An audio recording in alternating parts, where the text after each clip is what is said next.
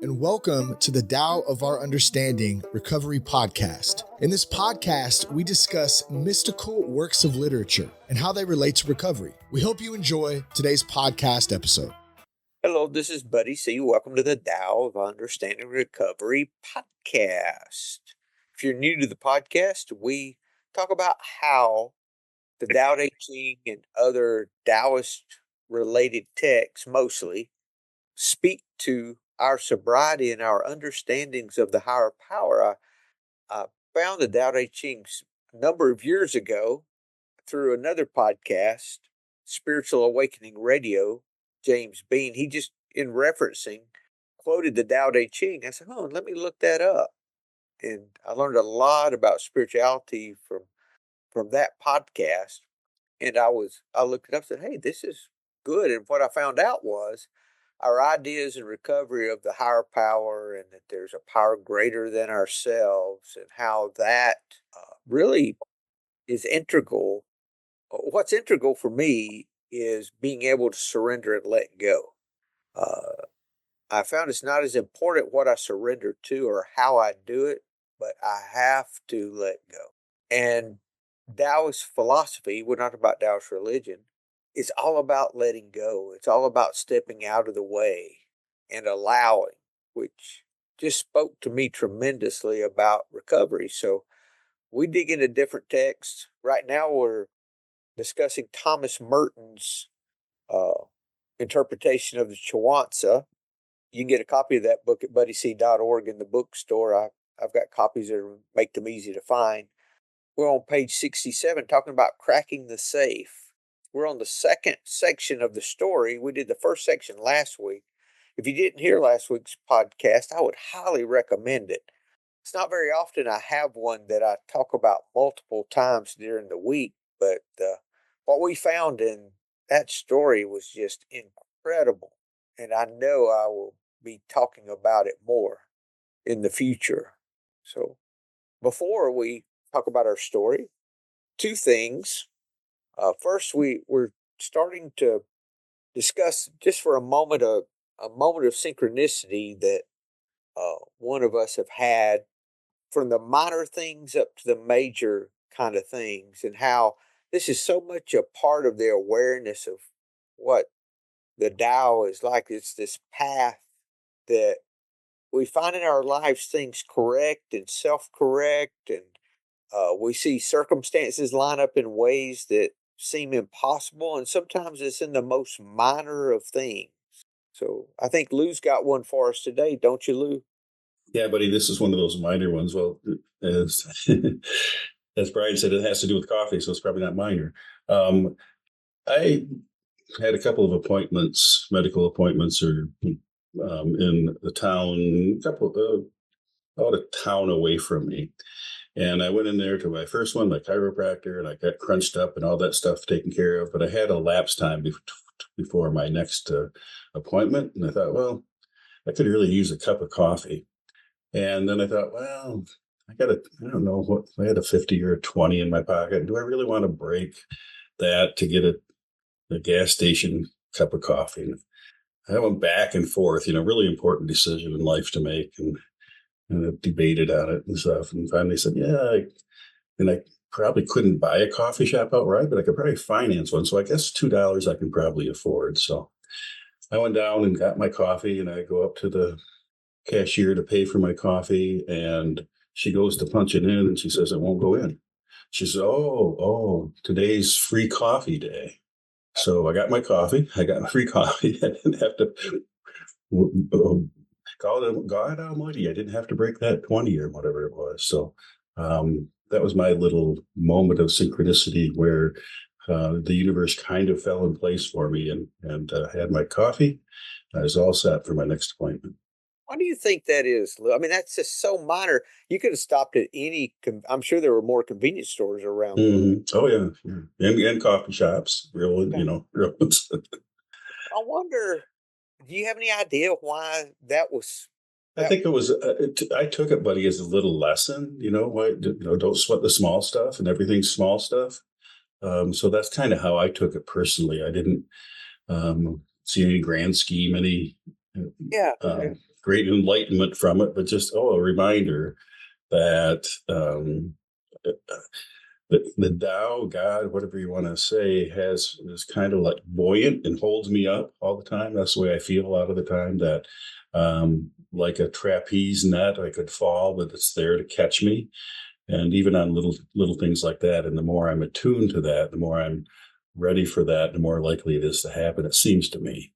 And also, too, Lou, you weren't very vested in that. Like, you didn't have No, a lot no, of outcome. Like, it no. doesn't matter. I'd like not to do this, but if I do, it's fine. If I don't, it's okay. And I think that plays in more than anything in that I we've think let go of the outcome. So I think we make room for things like that to happen for us. I think that's right, buddy. I mean, certain person I know has to have her decaf caramel marvel sugar free frozen with the whipped topping and the drizzle on top every day, and it's pretty important that this person gets it. This was gas station coffee. It didn't even rise to that kind of level of the special coffee you have to have during the day. It was just gas station coffee. Hmm. And I think you're right. I didn't, if I did or if I didn't, there wasn't a lot of attachment to the outcome. I think maybe that's why in bigger things we have issue at times is because I've got outcomes attached to those things. It's something I want to happen, whatever it is. I've really got desire in there.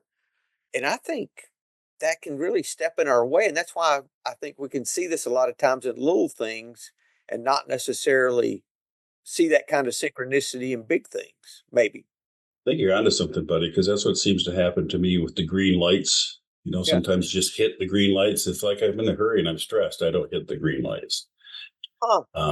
But lots of times I just, might hit 10, 8, 10 green lights in a row because I'm going with the flow, I guess, and not trying to push it. You're not attaching outcomes. No, it's nice if I get green lights, but it's not like, oh no, I'm going to be late and the world's going to end. This is verse 30 in the Tao Te Ching. I think I used this a couple of weeks ago. Stephen Mitchell at the very last stanza. He understands that the universe is forever out of control and that trying to dominate events goes against the current of the Tao. Because he believes in himself, he doesn't try to convince others. Because he is content with himself, he doesn't need others' approval. Because he accepts himself, the whole world accepts him. So if he accepts how things are, that's a big part of the Tao. Brian? Yeah, I was just thinking. I got a friend that in recovery, and he practices some Buddhism, and he made a comment years ago, and it's just so simple. And he said, "You just got to get to a place where you can take it or leave it." Yeah. And that was just it just really hit me when he said that, and I was like, that's it. I just had to be indifferent, and not that I don't care, but Lou, I could get the mulling it over. Do I? I would go one step further. Well, do I need a cup of coffee? Well, it's self care, but am I addicted? Do I have a coffee problem? So, but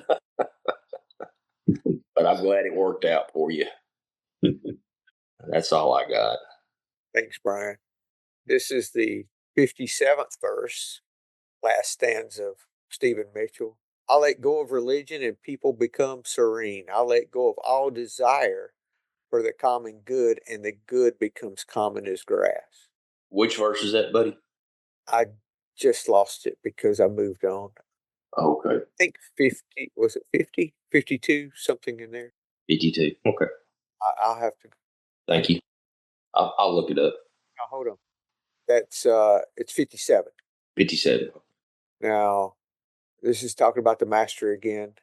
Therefore, the master takes action by letting things take their course. He remains as calm at the end as at the beginning. He has nothing, thus has nothing to lose. Nothing is in, desire.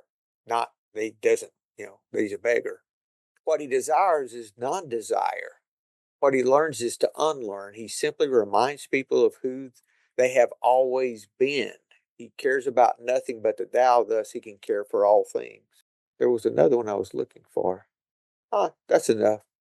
That definitely points in that direction of non-desire, being content. We translate that to acceptance, right? Good, good. Thank you. Thank you, Lou.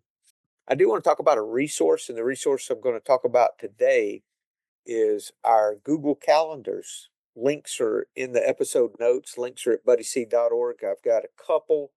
One is a thought for the day. It's a calendar you can import, a combination of Tao, AA, Bible, and just quotes. When I hear a quote that I like, I make note of it, and then I'll use it in places like this.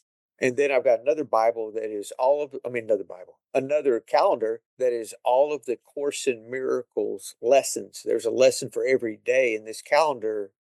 I made this calendar for me years ago. So now I'm sharing it. And it's just a calendar of all the lessons on the day that they're to be practiced. And if you look in the notes, you've got most of them have almost the whole lesson in the notes as much as Google Calendar will allow you to put. So if that's helpful to you, I get a lot from Course in Miracles. I have to remember that that's their God language, so to speak. So for me, at times it sounds very divisive, like God and me and all those things. But lots of good things. When I defend, I'm inviting attack, things of that nature that very much resonate. Okay, on to our story. Oh, all those things are at buddyc.org under resources as well. Cracking the Safe, second part of 3 parts. Lou, you going to read it for us, sir? Yes, yes. In the land of Kai, from village to village, you could hear cocks crowing, dogs barking, fishermen cast their nets, plowmen plowed the wide fields. Everything was neatly marked out by boundary lines. 500 square miles. There were temples for 8 ancestors, altars for field gods and corn spirits. Every canton, every county, and district was run according to the laws and statutes. Until one morning, the Attorney General, Chuang Tzu, did away with the king and took over the whole state. Was he content to steal the land? No. He also took over the laws and statutes at the same time, and all the lawyers with them, not to mention the police. They all formed part of the same package. Of course, people called King Tzu a robber, but they left him alone to live as happy as the patriarchs. No small state would say a word against him. No large state would make a move in his direction. So for 12 generations, the state of Kai belonged to his family. No one interfered with his inalienable rights. Thank you, Lou. So it looks like we have a well-ran country or state, I guess. State. A well-ran state. Then we had a coup, and King took over. If he took over, he probably says he did away with the king, so I guess he killed the king, but he didn't steal the land. I think that's saying, was he content just to steal the land? No, Thank you, he Drew. wanted Thank more you. than Yeah. that. Okay, thank you, Drew. Thanks, I missed that. I was reading it too literal. Glad you're listening today. He took over the laws and the statute. Did he kill the lawyers and the police? I don't know. He took them over, so he decided what rules to apply, all those things. And the people called him a robber, but he was left alone because of fear. I don't know. I'm just not seeing a lot in this section of the story. Was it fear that he was not challenged by anyone?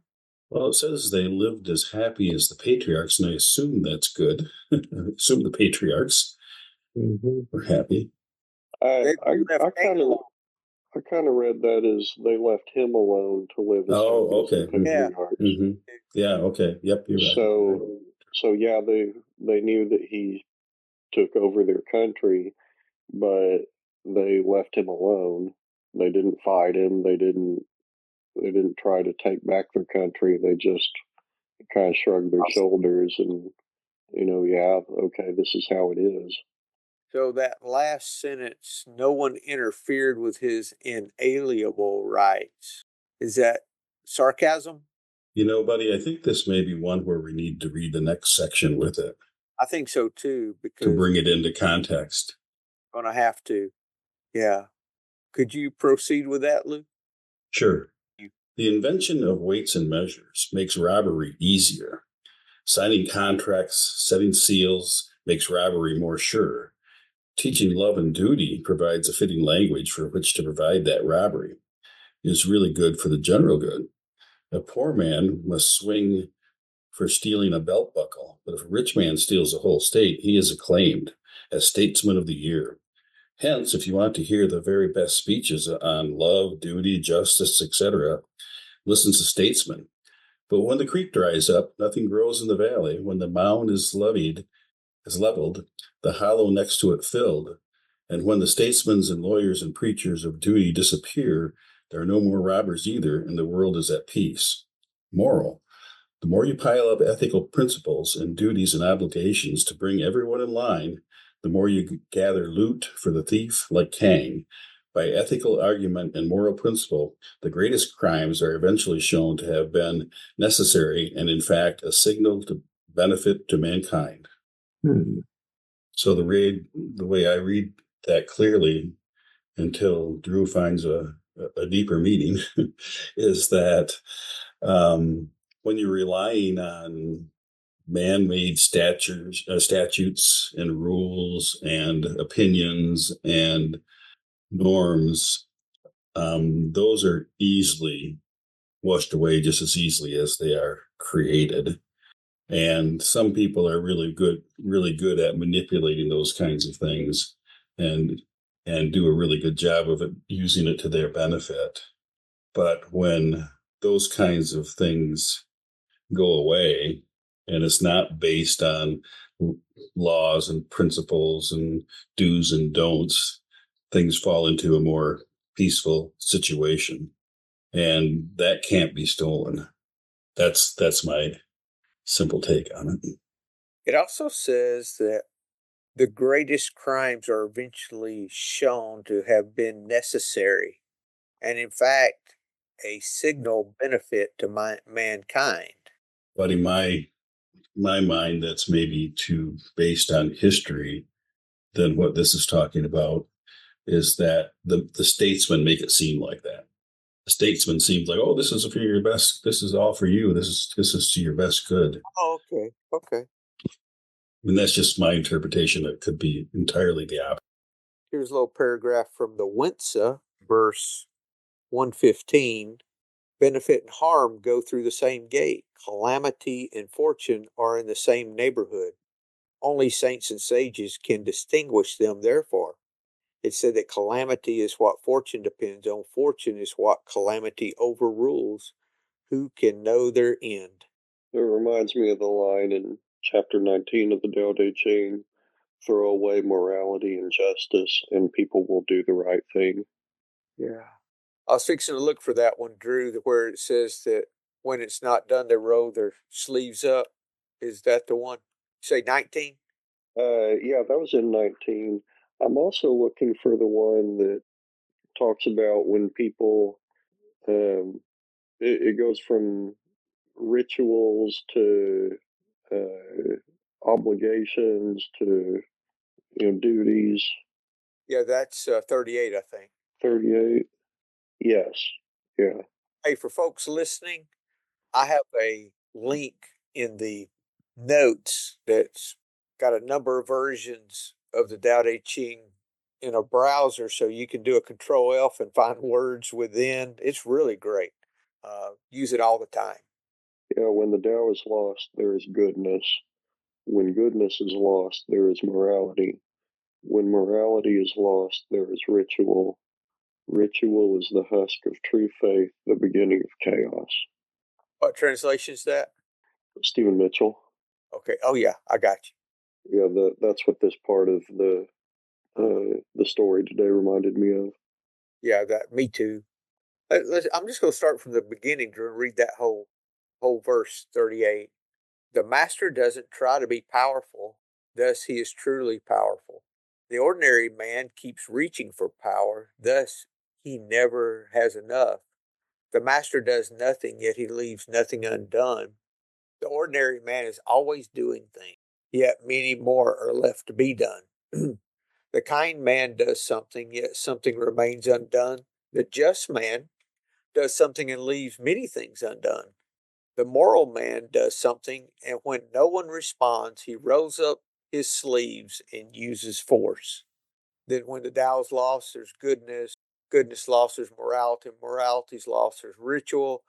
Ritual is the husk of true faith and the beginning of chaos.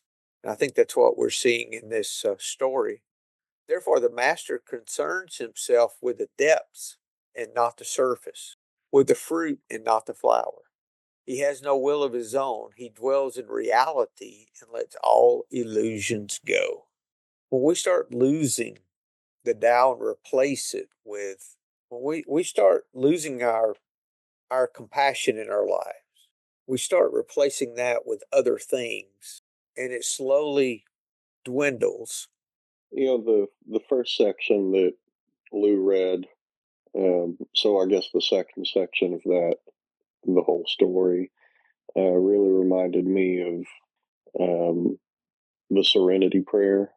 The people living in that country, their country got taken over by someone, and that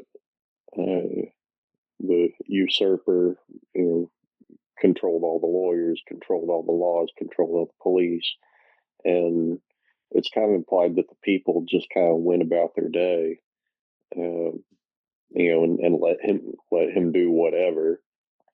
For 12 generations, his family ruled the country, and they let him. They just they realize that that's something that's out of their control. They can't really do anything about it. So they went on with living their own lives, and that's we were talking about something pretty similar in the meditation group I go to, which is how do you kind of go about your day with um, with everything that's going on in the world. And one thing we ended up talking about was how much do you really need to focus on what's going on that's not in your control. um, it's obviously good to know what's going on, but where do you draw the line? Stopping reading about things happening in this country or other countries, um, that you don't have any control of, and that doesn't really affect you that much. And if it does affect you, you can't really do anything about it.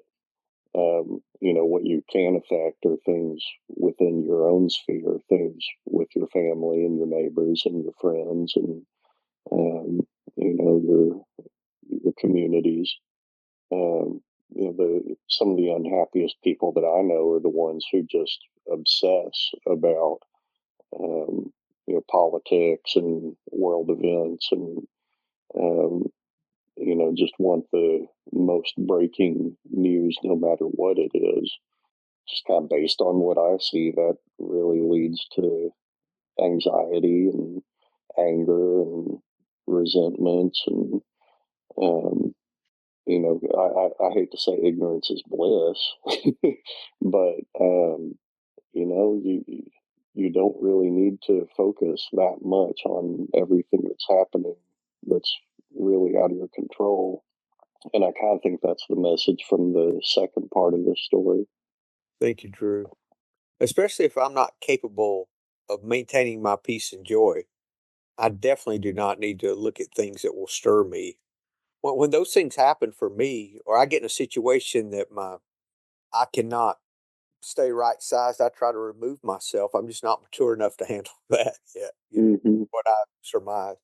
Also, too, can we look at this story as just being us, not anything outside of us? This is uh, as this whole story is about our life itself. Now, the first part we talked about last week, and you guys correct me if there's anything to add to this, but basically that when a person amasses some wealth and they want to protect it, the reasonable thing to do is to lock it up with ropes and chains. And then, granted, while it's locked up, you can't use it. It can't be of any benefit to you. It's just there. And then those same ropes and chains that you use to lock the treasure up, the thief depends on to carry it away.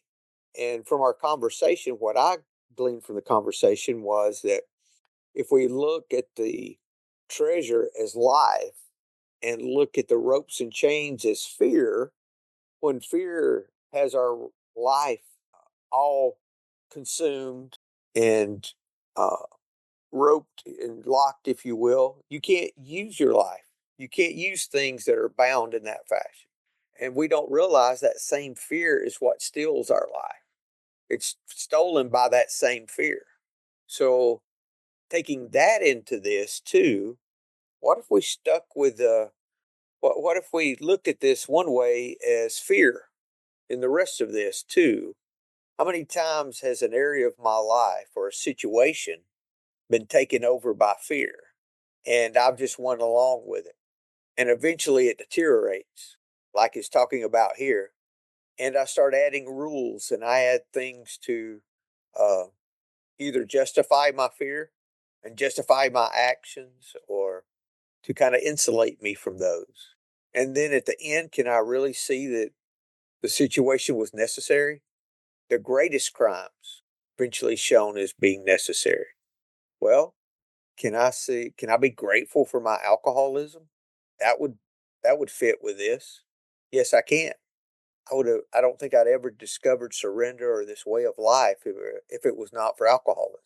So in that regard, yes, I can see how the fear that controlled my life was necessary and worth it. When the statesmen and lawyers and preachers of duty disappear, there are no more robberies either, and the world is at peace.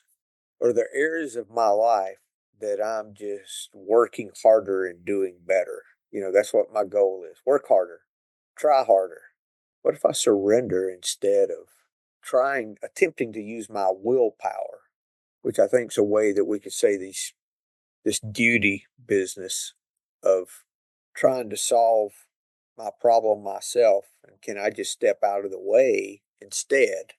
Which, that's what we find most of the time. The problem is we're in our own way.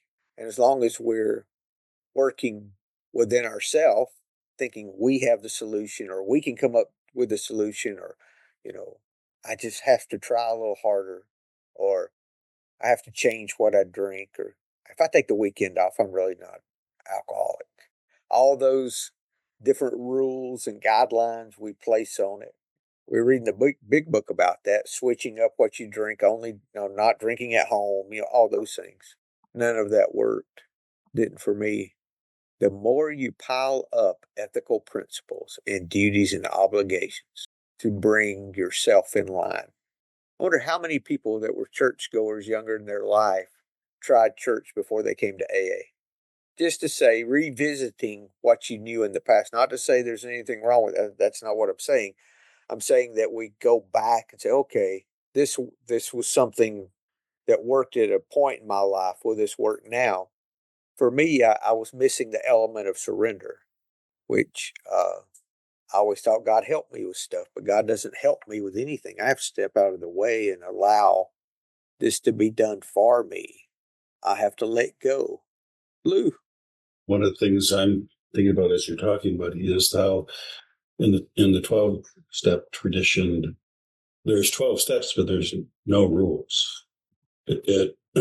We always take, whether it's Al-Anon like me or AA, we always take, this is what worked for me. This is my experience. It's not, you should. We admitted we were powerless over alcohol. Our lives had become unmanageable. Not, you better admit you're powerless over alcohol. You better have God entirely remove these defects of characters. You better humbly ask him to remove our shortcomings. There isn't any of that kind of thing. It's we were entirely ready to have God remove all these defects of character. So that's a distinction, I think. Some people think 12 steps, well, you got to follow these 12 rules, but that's not what it is. And it's more internal and it's more discovery than it is, and more based on other people's experience of what worked for them, not what you should or have to do. Thank you, Lou. That's good. That's good. Thank you. Brian? Yeah, what Lou was saying was that, that word we, when I hear that we, that reminds me of that, my way doesn't work. And when I start doubling down, all I'm doing is creating more pain for myself. And, you were talking earlier about things, things working out, or, things being okay. I have to remind myself, as long as I'm deliberate in my actions and I continue to step on what's moving, it's already okay. It's already worked out. Set that surrender and acceptance and letting go.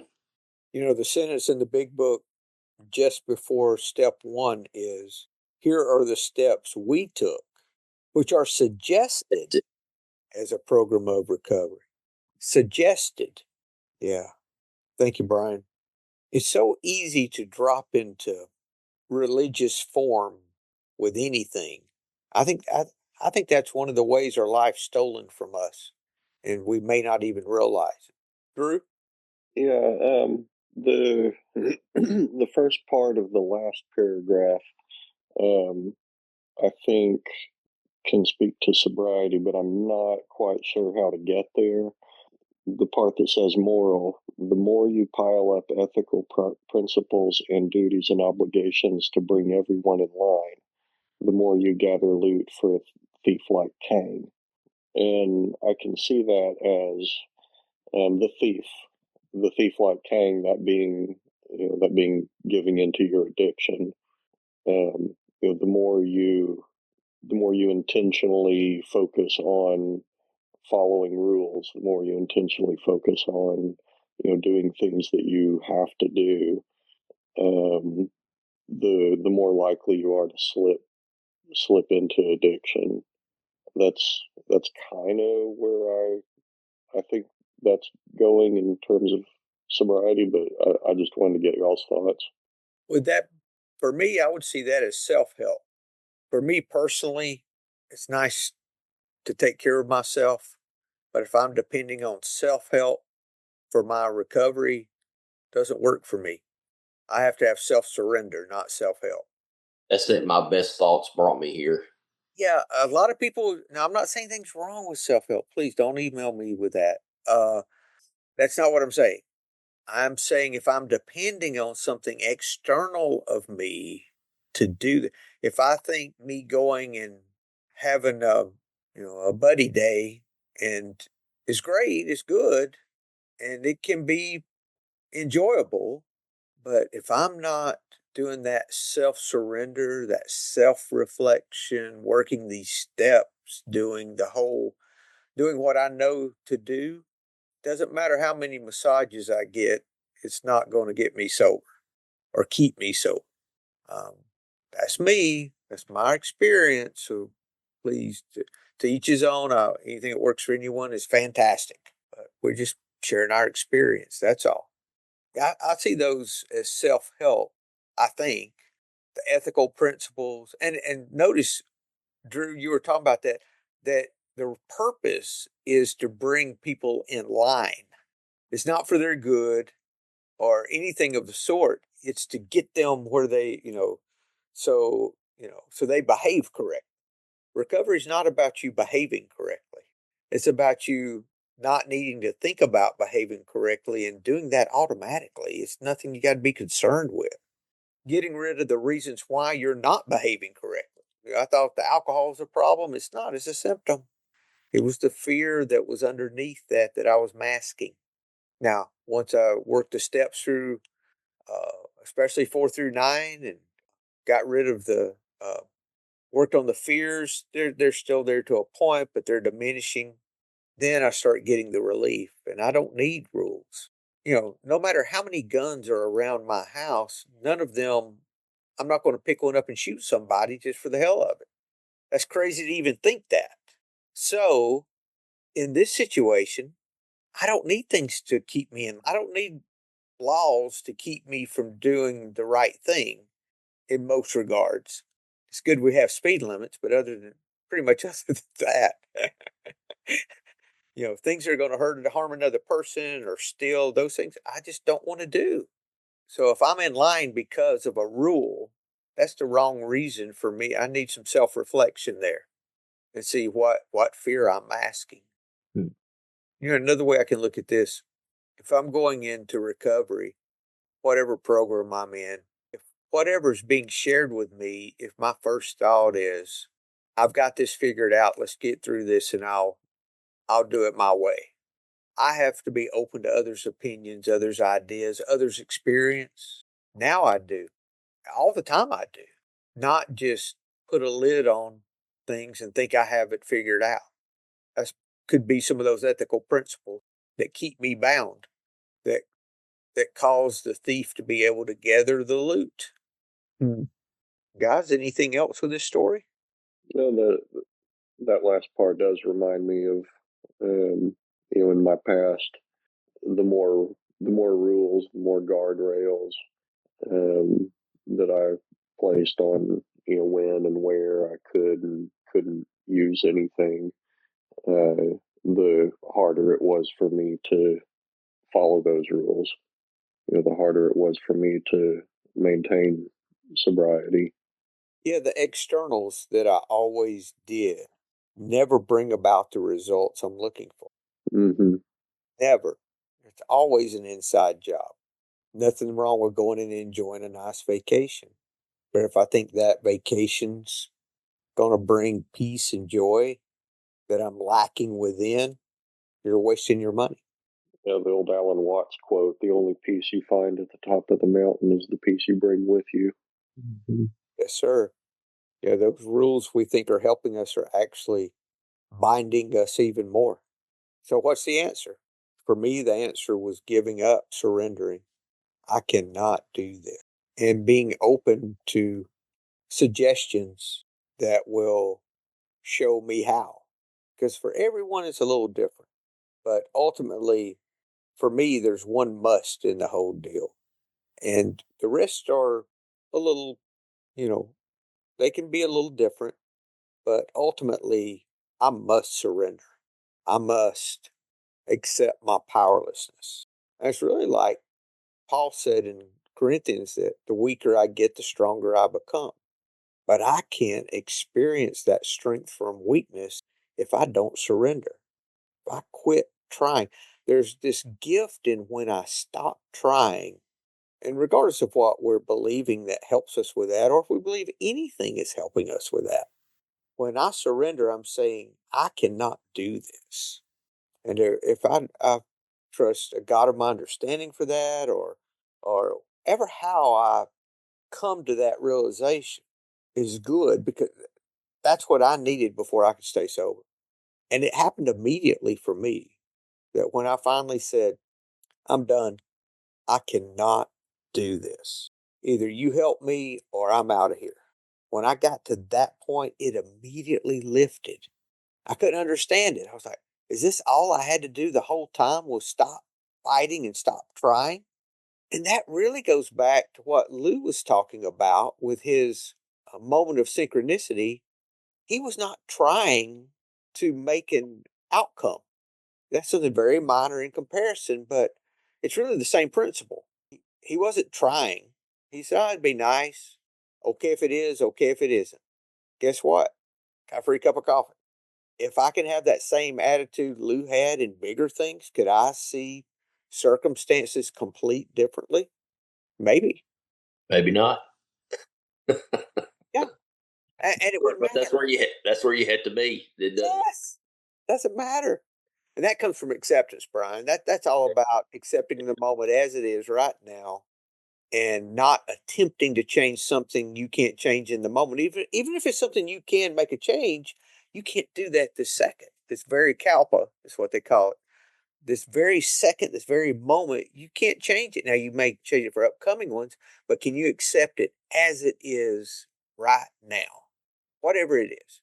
And the worst situation in the world, if you can accept as it is right now in this moment, then you can see clearly if there's something to change, or more clearly, and those things. So it's really back to that acceptance again, that surrender, that letting go, not adding rules to try to fix ourselves.